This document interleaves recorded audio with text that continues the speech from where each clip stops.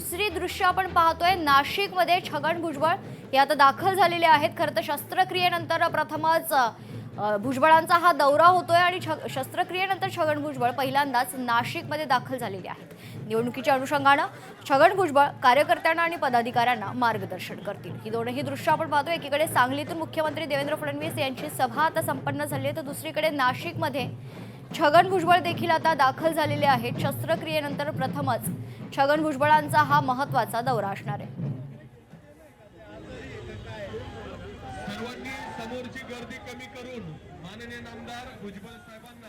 तर निवडणुकीच्या अनुषंगाने सर्वच पक्षांच्या वतीने मोर्चे बांधणी सुरू आहे। यातच आता नाशिकमध्ये ही दृश्य आपण पाहतोय।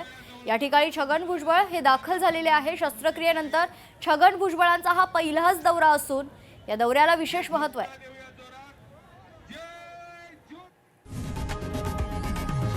लोकशाही मराठी ऐका, पहा, जागरूक रहा।